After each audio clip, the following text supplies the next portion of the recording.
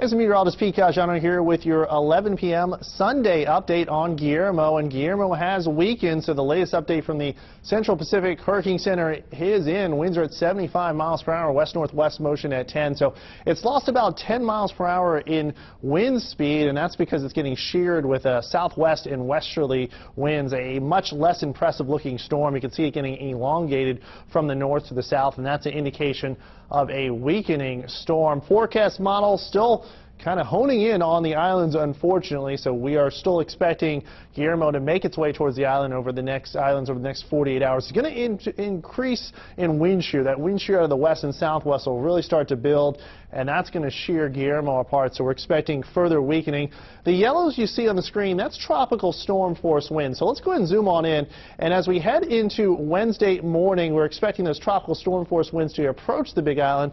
Earlier we saw those tropical storm force winds affecting the Honolulu coastline. Now we're expecting, for the most part, those winds to stay offshore. There's still a possibility we could see some readings of tropical storm force winds on the northern parts of the Big Island, also over towards Maui. That is a possibility, but right now the latest advisory is in, and it's pushed it a little further to the north, those tropical storm force winds, so that's good news. Let's go ahead and take a look at the track as we head into Wednesday afternoon into the evening. Big Island seeing effects. Even Wednesday morning, the Big Island will see those rain impacts. As we head into Maui County, you're expecting those impacts Wednesday afternoon into the evening into Thursday morning, and here on Oahu expecting impacts as we head into really most of Thursday. That's when this is a big storm, so you'll see it kind of affecting you through most of Thursday, maybe even late Wednesday. You can see some of those rain impacts move on in. Winds as it passes over the Big Island about 45 to 50 miles per hour. Again, most of that will be offshore.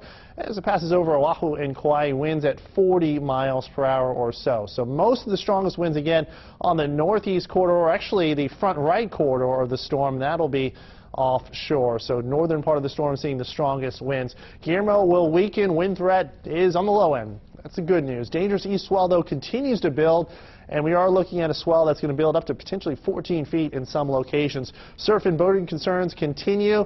Biggest threat, though, rainfall, flooding threat possible Wednesday and Thursday. We're talking about potentially 4 to 6 inches. Some locations higher than that. The best chance for heavy rain, Windward and Mauka sections. High surf advisory in effect, and that's in effect until Tuesday at 6 p.m. We're talking about surf 10 to 14 feet, so surf will be building as we head through our Monday 8 to 14. South Shore coming in at 2 to 4. We do have a small craft advisory in effect as well. Stay tuned for the latest updates here on KITV.com. We'll have another update coming up at 5 a.m.